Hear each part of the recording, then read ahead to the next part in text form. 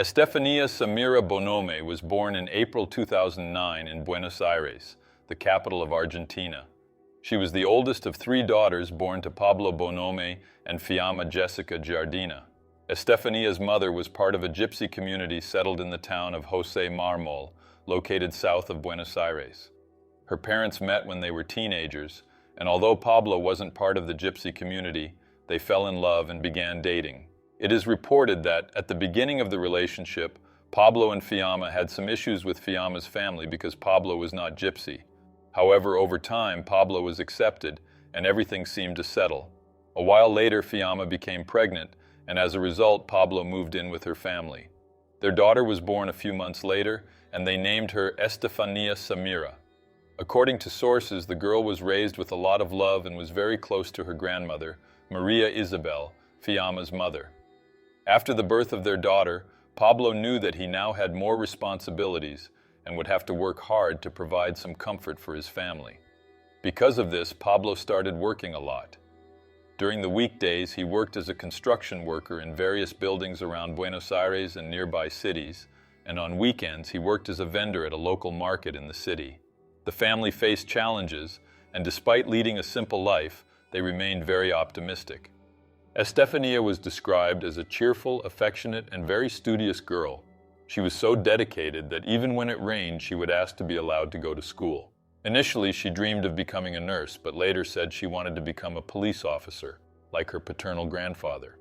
At the age of 9, in addition to being a good student, Estefanía helped with household chores in her spare time. On weekends, she would accompany her father to the local market to help him with sales. In an interview, Fiamma, the girl's mother, said that when her daughter came home from school, she would go straight to do her homework, then prepare a snack for her grandfather, and after finishing, she would play with her sisters and other neighborhood kids. Many of these neighborhood children were relatives of the girl's mother, mostly cousins. Among these cousins was Patricia, the granddaughter of an uncle on Estefanía's mother's side. Unlike the other members of Fiamma's family, this uncle had an excellent financial situation. He owned several companies, including a logistics business with refrigerated trucks. At first, the relationship between the families was very good, but in recent times, there have been reports that this relationship started to become complicated. According to some people close to the family, disagreements between Fiamma's uncle and her parents began to occur frequently. The reasons for these disagreements are unknown, but what is known is that the children from both families were very close and unaware of the tension. With all this context, we arrive at October 25, 2018, a Thursday, an important day for Fiamma's family, especially for her, as she was celebrating her 25th birthday. Despite financial difficulties and other problems, the family decided to gather for a celebration. While the adults celebrated inside the house, Estefanía, who was 9 at the time, Patricia, 11, and other cousins went outside to play hide-and-seek on the sidewalk. According to surveillance footage from neighboring houses, it was just after 8:30 p.m. when Patricia's older brother arrived at the location to look for her. His name was Christian Alejandro Jovanovic, 15 years old, known to everyone as Mijael, a cousin of Fiamma and her daughters. Christian was born on August 13, 2003, in the Argentine capital. Although details of his childhood are unknown, it is known that after his parents' separation, he began to behave more rebelliously.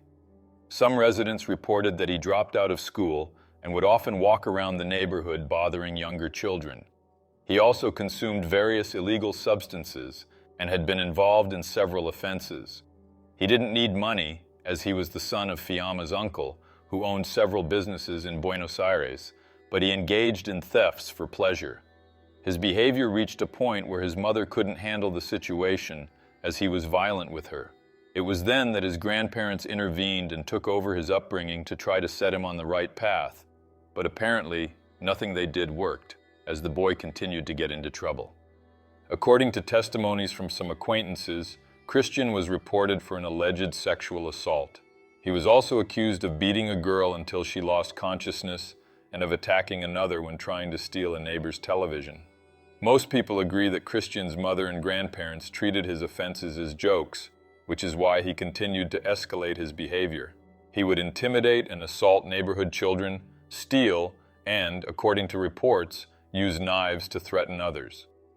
Even though there were police records of his violent actions, the teenager was never arrested but was admitted multiple times to different rehabilitation centers to address his addictions and bad behavior.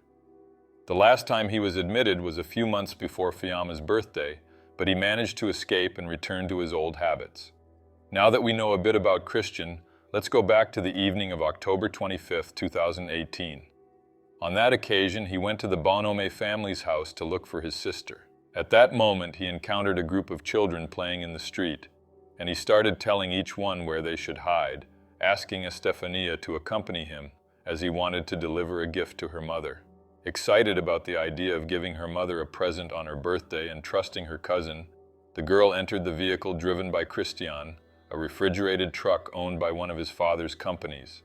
That was the last time Estefanía was seen. What should have been a day of celebration and joy turned into a desperate search for the girl. Some versions given by Estefanía's family indicate that less than half an hour later, Patricia entered the house to ask about her cousin. Surprised, Fiamma said her daughter was playing with other children on the street, to which Patricia replied that Estefanía had left with Christian and that he hadn't brought her back. Quickly, everyone started searching for Estefanía, but she was nowhere to be found. According to this same version, Christian returned to the Bonome family's house, claiming that he wasn't with Estefanía and had left her on the same street where the children were playing. Christian even joined in the search for the girl. He also tried to calm Fiamma, placing his arm around her shoulders while saying that the girl was surely hiding and they would find her soon. However, as the minutes passed, the desperation grew, and Fiamma decided to go to the police station to report her daughter's disappearance. Her husband, Pablo, stayed with a group of family members, friends, and neighbors who were searching the neighborhood for Estefanía.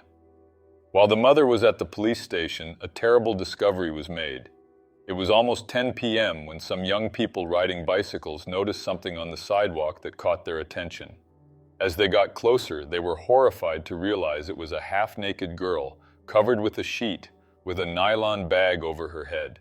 Due to the state of the body, it was clear she was lifeless, and these young people immediately called the authorities.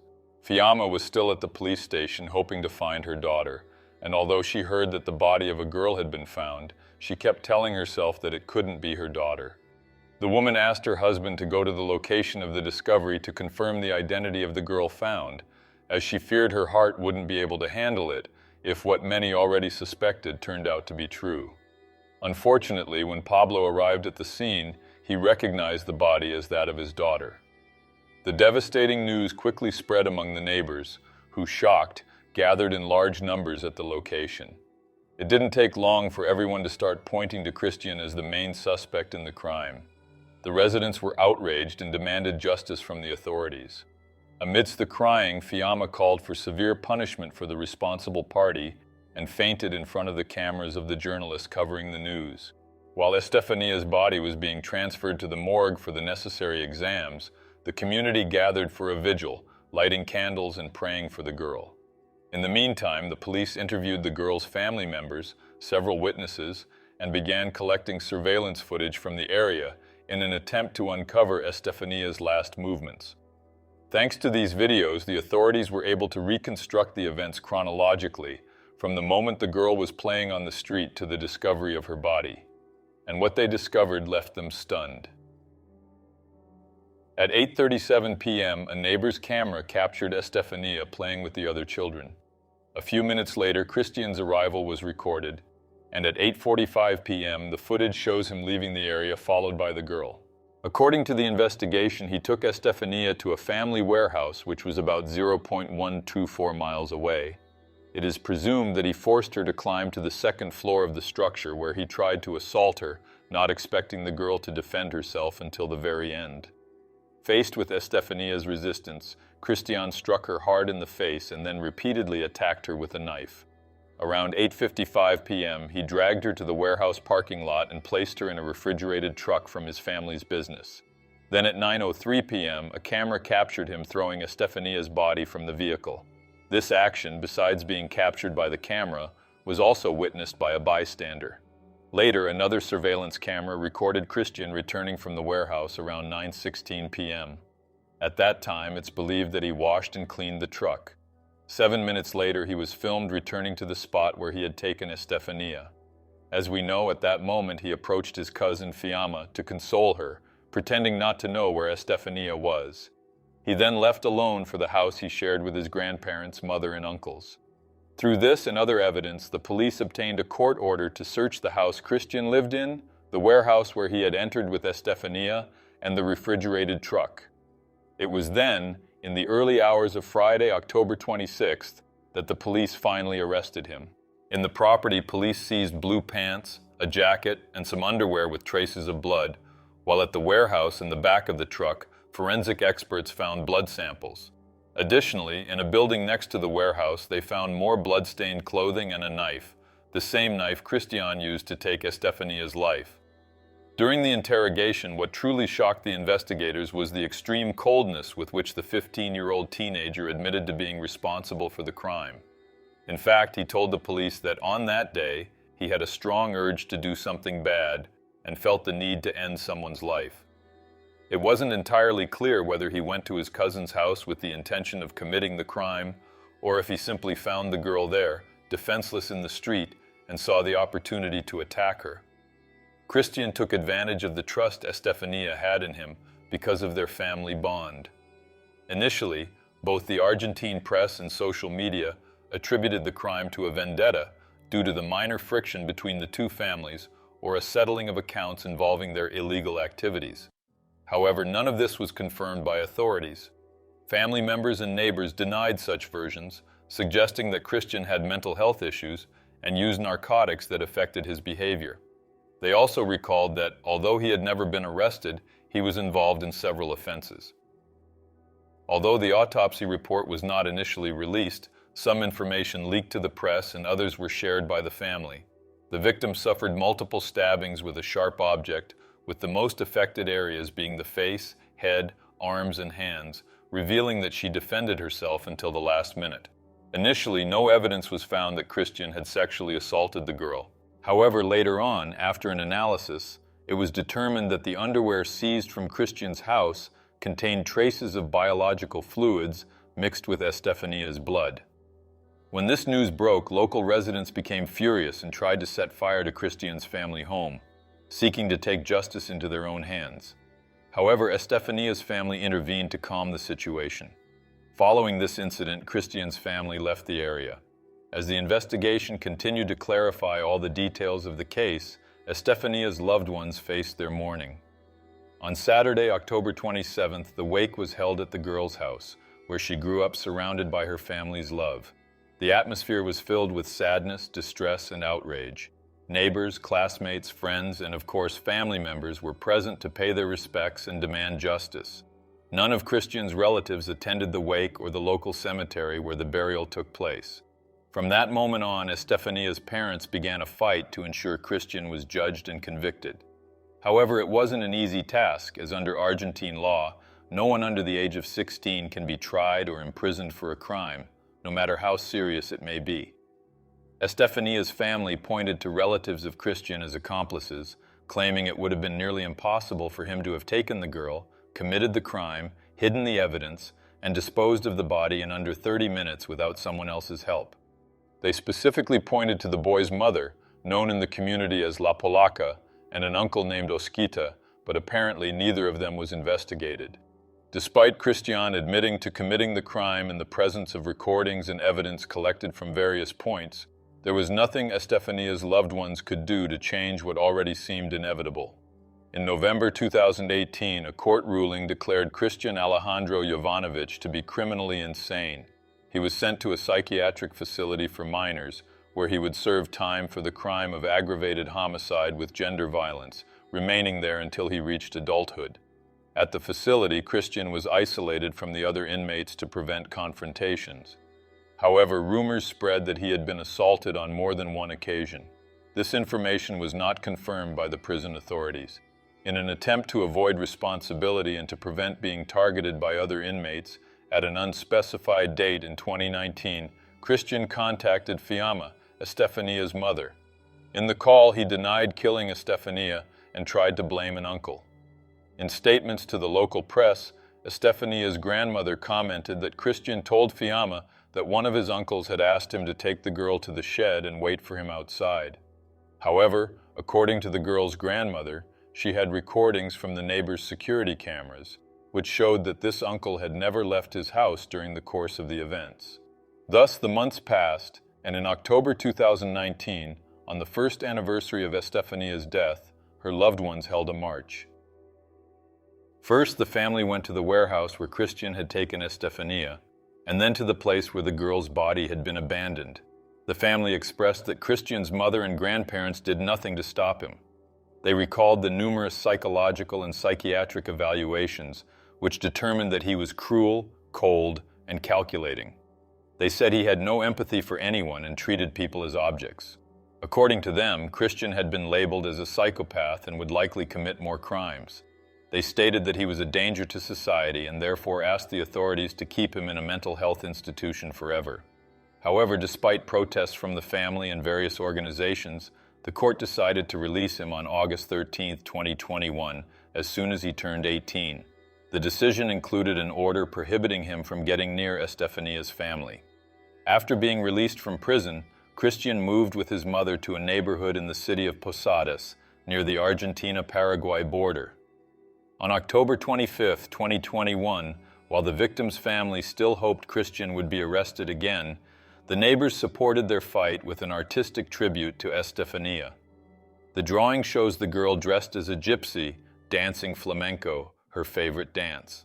Pablo, Estefania's father, attended the mural's unveiling and gave an interview, saying he hoped the decision to release Christian would be reconsidered and insisted that, although he could not be judged, he hoped Christian would be permanently institutionalized where he could no longer hurt anyone. Despite the outcome not being as expected since their appeals were ignored, Estefania's parents felt at least some relief knowing that the aggressor could not approach them. However, the peace didn't last long, as, after a year of being free, Christian began making disturbing posts on social media, where he created several profiles. He shared unsettling images of himself in videos handling knives and performing various dances. The reaction from Estefania's family was immediate, and they publicly expressed their disgust at these images, which they saw as mocking their pain. In interviews with various local media outlets, they said that after discovering Christian's videos, Fiamma wrote to him to complain and demand that he remove them, but his response was just mockery with some emojis. In one of these videos, a middle-aged woman appears in the background, sitting at a table and seemingly eating something while watching the young man's movements. Apparently, this woman was his mother, who made evasive gestures when she felt he was getting too close to her. Overall, she seemed unfazed by her son's dancing. After the existence of these posts was revealed, the media echoed the family's complaints. However, as they later commented, the authorities did nothing, and Christian's name made headlines again in December 2022, 4 years after the crime, when he became involved in a very confusing incident for which he was arrested. Apparently, Christian, at 19 years old at the time, tried to assault a girl, and during the struggle, someone got injured. He was released 24 hours after his arrest and was ordered to stay at home under police custody. By this point, the neighbors had already reported him, saying that he would go out into the street with knives and constantly threaten them. He was also accused of mistreating his own mother. During an interview, Christian broke his silence, not only denying the accusations from the residents, but also making some statements about what happened 4 years earlier. He claimed that he never went out with sharp objects threatening the residents. He said these accusations stemmed from people discovering his past and getting swayed by what was published on social media. As for the case involving his cousin, he stated that when the events took place, he wasn't in his right mind because he had been using drugs. He mentioned that he was sorry, apologized to the family, and said he wanted to make peace with God. However, the fears of Estefania's family grew stronger when, in mid-July 2024, they learned that after living 3 years in the city of Posadas, Christian returned to Buenos Aires. Estefania's grandmother found out about this through posts Christian made on his own social media. She said that she even found out that Christian had apparently married a young woman from the gypsy community and was living with her without any restrictions. The woman added that all of Estefania's family was very concerned about Christian's presence in the area, and their biggest fear was that he would attack other relatives. She concluded by saying that Christian was a ticking time bomb and warned that it wouldn't be long before he attacked someone else. However, Christian's return to the gypsy community was not officially confirmed. Estefania's family made new requests to the authorities to assess the possibility of permanently institutionalizing Christian in a psychiatric facility. They remain hopeful that the authorities will take into account the confession he made at the time, as well as the results of his psychological evaluation. They said they will not give up and hope that one day they will be able to make him pay for what he did.